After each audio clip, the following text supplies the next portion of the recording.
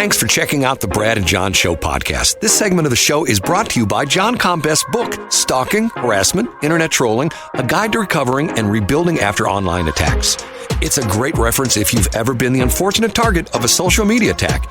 It's available on Amazon. Just search John Combest. That's C-O-M-B-E-S-T, John Combest, and the book will show up in your search results. Now it's time for another segment of the Brad and John Show. Can you handle it? It's me, Eggburt, once again. I'm the new owner of this station. I went out and hired the best talk radio consultant, Jeff Allen from News Talk STL, and told him to hire the worst talent he could find. Jeff did exactly as I told him. Ladies and gentlemen, here are Brad and John. Here we are. We're back. John is back in the studio. Is not to sound like I'm being persnickety. Don't you like that word? My mom used to use it all the time. I love the word persnickety. Persnickety. Okay, but are the next couple days, are you in the studio the entire show? Absolutely, I am. Yeah, Okay. from here on out. Just a unique school experience for 3 days, Brad. That's all. Right. Do you still have the marijuana smell on your clothes from going through the I do. the drop? Yeah, and in fact, I'm going to inhale deeply while you're guessing these lyrics. If you hear me sniffing, well, never mind, Brad. Okay. First off, we need to replay the Scott Faughn song that I put together. Yes, I want to hear it again. Okay, here we go. I'm going to play it right now. Missouri times, chilling in the heat, Scott Faughn on the beat, feeling so complete. From the cities to small towns, we keep it real. Making noise in the game, can't deny the thrill. The show me state where the stories unfold. Politicians and scandals that never get sold. Scott Faughn, the Missouri Times, breaking the news, shining light on corruption, exposing the blues. Oh, yeah. In the heartland, where the truth is hard to find. Scott Faughn, he's got that investigate mind. Digging deep, uncovering the secret so bold. His words hit like the thunder, breaking the mold. Oh, yeah, break it down. Then we go into the hook. You know, we go into the bridge there, Brad. I love it. If Scott Faughn, see, you know him real well, right? I do, yeah. Scott's what I call a shoot friend. So, like, there's political friends that you say hi to that you're, you know, quote unquote nice to. And then there's people that in real life are your actual friends. So, yeah, I consider Scott a real friend. Scott is an interesting guy, to say the least, correct? Oh, yeah, absolutely. He's cut from a different cloth. Yes. Matter of fact, he was the mayor of what city? Like at 22, was it Poplar Bluff or where was he? He's down from. Yeah, it was down in that part of the state. I forgot. So he's from West Butler County, as he will remind you often. Yeah. Right. So, and he's, you know, probably his early ascendance. He worked for a guy named Mark Richardson, who was very nearly Speaker of the House in the 1990s. It was a whole thing. And so, yeah, he came up from really good political stock, you would say, Brad, from some really good people down there. Interesting. Well, I'll put that up on Facebook later, and you can share that. Okay, so John has done something which is sort of interesting. And once again, we mean no disrespect to the two parties involved. And those two parties involved are... Should I say them, Brad? Yes, I threw that to you. Oh, okay. Yeah, there's a brand new songstress on the scene who goes around busking at local radio stations trying to get a little airplay. Her name is TaylorSwift. And I don't know, Brad thinks she's going to be a big thing. I think she's probably just a flash in the pan. And then there's a guy who you might have heard a tribute song to him, penned by Brad Hildebrand. His name is Bill Eigel. And you're like, the STL Skylights guy? And I say, yes, he's running for governor and he's a state senator, Brad. And he's known, especially in 2024, for having some fiery punchlines on the floor of the Missouri Senate, Brad. So we took some lyrics from Taylor Swift's brand new The Tortured Poets Department, and we juxtaposed them with some quotes from Bill Eigel, and we're going to see if Brad knows which is which. So you're going to read a quote, and I have to guess either who said it, being either Bill Eigel or Taylor Swift. Is that the point of this game? That's exactly it. And I'm going to do my best, Brad, because for the song lyrics, I'm going to try my best to not do it in, iambic pentameter or some sort of sing-song. I'm going to try to deliver them straight for you, Brad. I don't want to bias you. Well, it's always interesting that when you hear the lyrics of a song being said, it's going like, it loses quite a bit when there's no music behind it. That's true. Okay, so let's start off. Let's try the first one. We'll see how well I do. Number one, is they come out of the woodwork and they say that, no, we're not okay with the games that are going on. That's Taylor Swift. Correct answer is Bill Eigel really? on the floor of the Missouri Senate, January 25th, Brad. He was having a little tete-a-tete with Senator Cindy O'Loughlin, Brad. Really? I'll read that again. As they come out of the woodwork and they say that, no, we're not okay with the games that are going on. I feel like Taylor's looking right at me, and she's like pressuring me for a commitment, and I'm still kind of stiff-arming her. I can just hear her saying that to me, Brad. But it was actually Bill Eigel. Okay, so far I'm 0 for 1. And second one. You still haven't reached out to me to have a conversation in private. Well, that sounds like Bill Eigel. Survey says Bill Eigel, once again, talking to Senator Cindy O'Loughlin, Brad. He just wants to have a conversation in private. Actually, I think he was talking to Caleb Rowden at that point, Brad. You still haven't reached out to me to have a conversation in private. Okay, number 3. I haven't come around in so long, but I'm making a comeback. That's interesting. I'm going to say Taylor Swift on that one. Correct. That's Taylor Swift from the song The Alchemy. I think that could apply. You know, I could hear Bill Eigel saying that, like talking to a County Lincoln Days if he hasn't been there in a few months, you know. I think it could go either way, Brad. Okay, that was number 3. So what are you? You're 2 for 3 now, Brad. Wow, I'm just knocking him dead. If I were in the major leagues, I'd be an award winner right now. You would? Okay, you ready for number 4? Yeah.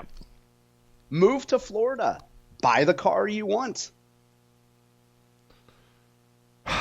That would be Bill Eigel, but I'm going to say Taylor Swift. Is Taylor your final answer? Yeah, Taylor Swift. Survey says Taylor Swift, Brad, from the song Fortnite. Now, I included that because we radical right-wingers love to point to Florida. You know, no income tax. We like to think of it as a tax-free state. Tried to throw you a good old Uncle Charlie curveball there, Brad.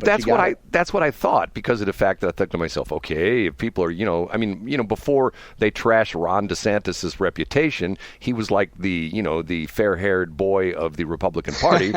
Not so much anymore, but that's a whole other story. Okay, moving along. Now, number 5.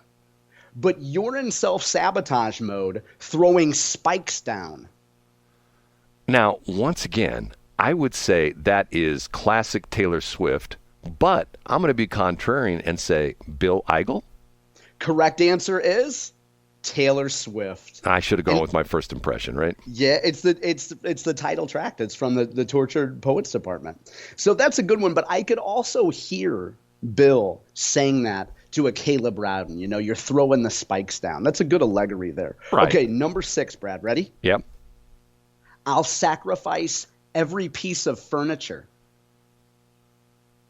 That's got to be Taylor Swift. Correct answer is Bill Eigel. Really? Where did that come from? Now, that's from a press conference on January 25th. Remember when Caleb Rowden and Cindy O'Loughlin were in a little bit of a petty mode, Brad? Remember, they took the parking spots away. They stripped the committee assignments from the Freedom Caucus. And they took their furniture, too. They even took some of Bill Eigel's furniture. Right, which is like, okay, what is this all about? Well, I think they were probably thinking about his back. When a guy gets of advanced age, you don't want somebody just sitting in a chair all day. Maybe they were trying to do him a favor, Brad. Caleb Rowden is a Christian pop star. He wouldn't do anything. He wouldn't act in a vengeful way, Brad. John, don't get me going with that comment. I know what buttons I'm pushing, Brad. And by the way, after we get off at 8 o'clock, I'm going to tune into the God Squad. So we need to make sure that we have a hard stop at 8 o'clock. Ready for number 7, Brad? Yep, fire away. And who's going to know you if not me? I don't know. That one could go either way. Bill Eigel.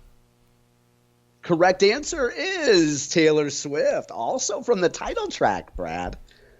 I should have listened to the album. You have one more shot here, Brad. This is the last one coming up? This is the last one. This is 8 of 8. Okay, go ahead. Here we go.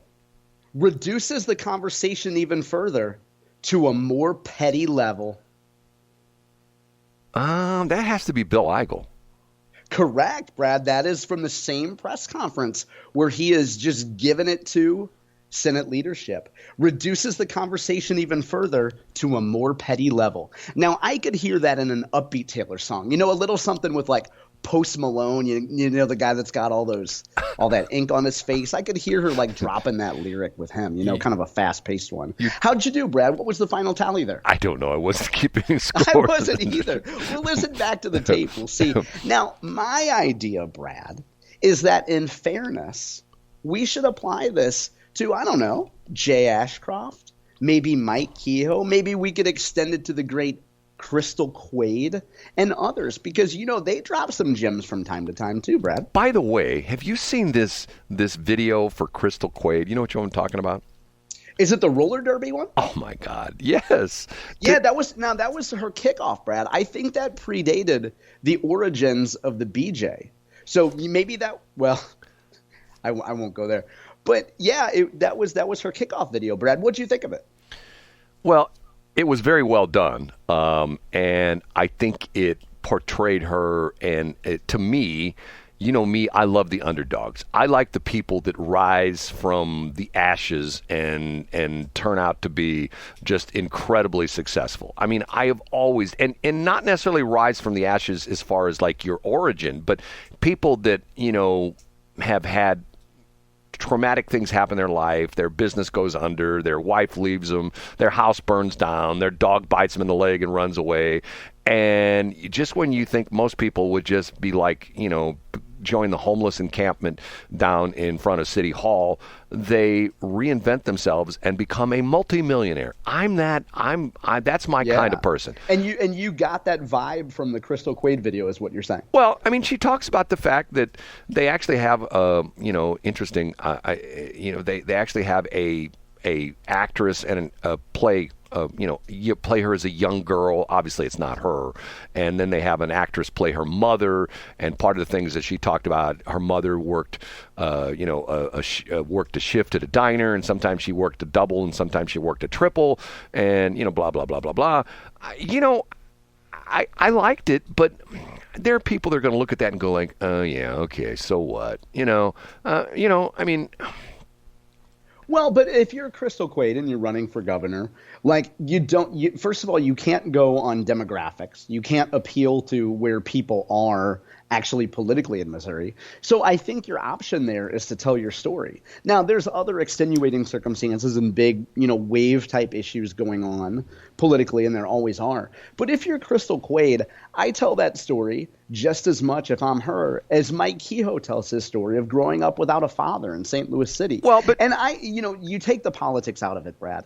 If you met Crystal Quade at a chamber event and she ran, an Etsy store, and she was sitting next to you at a chamber event, and you got to know her, you would probably really like her. Now, I don't know Crystal Quade. I've never met Crystal Quade.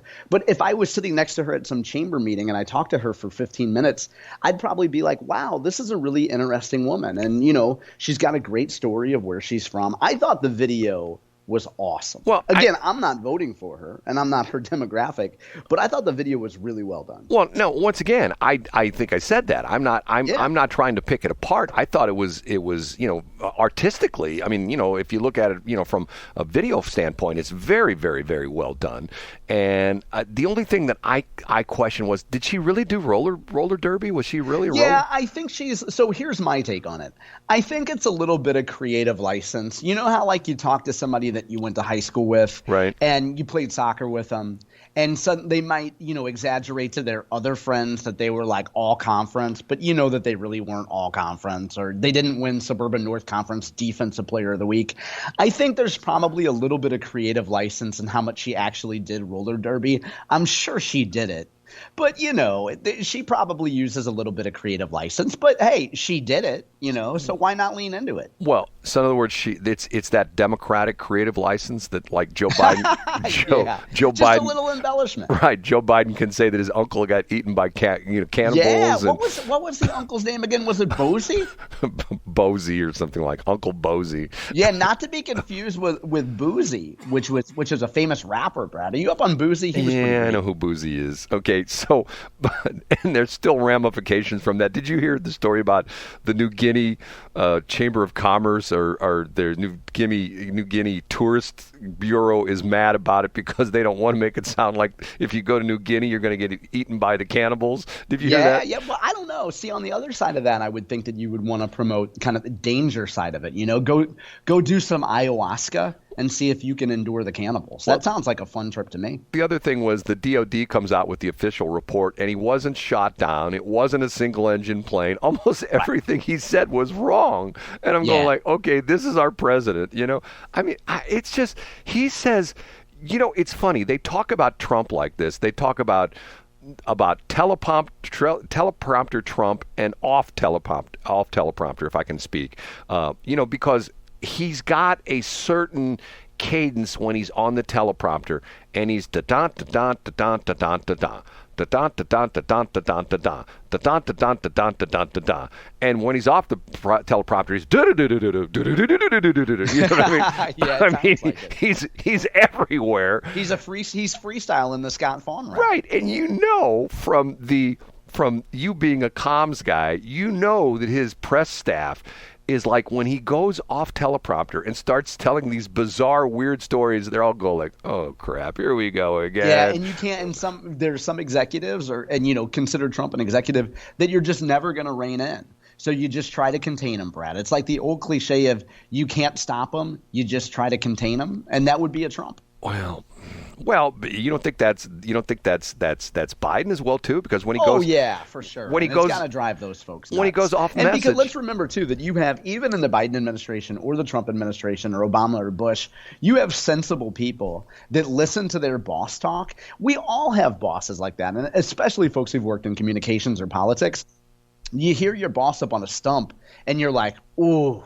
You know, you see Jay Ashcroft get in an argument with Denny Hoskins, and you're like, ooh, we thought sharing that video would have been good for us, but maybe it wasn't. You know? Well, it's sort of like the interesting thing for me is that this is where you really get into nerddom, where you say things like this, where the day after Biden says something bizarre, when KJP is doing the press conference, and Peter Doocy starts asking her to essentially explain what Trump or what Biden really meant, and she just goes off on spin.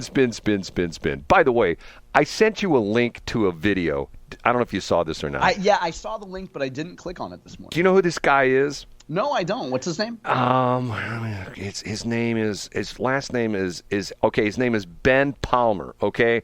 Now, what's interesting about it is he's a comedian, but he is like a new generation comedian where his whole comedy show revolves around him giving a PowerPoint presentation, which I thought you would get a kick out of. Nice. Boy, that drives people bonkers. He stands up on the stage, and what he does is he punks all these people. And like, for example, on the current one that's up there, and it's only been up 14 hours, it says, according to this.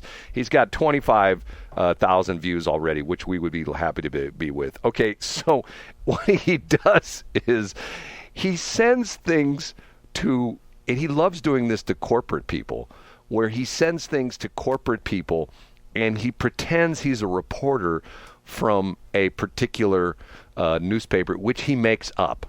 And what's interesting, the one he talks about in here is that he sends a LGBTQIA version of what he says is LGBTQIA version of the Chick-fil-A logo to the CEO of Chick-fil-A. And what it is it's the Chick-fil-A logo, but it's got colors. In other words, instead of all being one color, nice. So it's like a rainbow theme. Right. It's got a stripe of red, stripe of blue, stripe of yellow, all that kind of stuff. So he claims he's actually, now once again, who knows? Maybe he is. He claims he's going back and forth with the CEO, and the CEO fires back at him. That is an illegal use of our trademark, and we will prosecute you. And so he brings up the fact, and this is all on PowerPoint, is he's like hitting the button, showing these little slides and things like that. And then he shows this the email he gets back from the CEO, and he circles the date that it was sent to him, and it was on a Sunday. And he replies back to the CEO that was an illegitimate use of email because he was doing it on Sunday or something like that. On the Lord's Day. Right, on the Lord's Day, the whole You know, if the stores are closed, the CEO shouldn't be working. Right. So the funny part of this video is he actually punks this guy who was a former state or former U.S. representative from the, Congress, House of Representatives. And it's unbelievable because this goes on for months and this guy doesn't realize he's being punked. And they end up going to this conference and they interview Michelle Bachmann.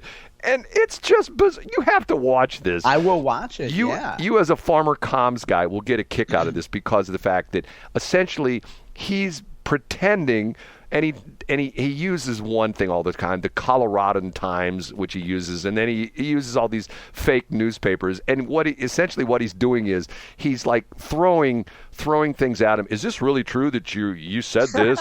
Yeah. Like you as a comms guy, that's what I thought to myself. John would appreciate this. Yeah. Now a smart corporation would reach out to this guy and see if they could sponsor something with him. Like, especially if he's gaining an audience. Like, show that your company has a little bit of humor. We had a social media campaign that I'll mention real quick.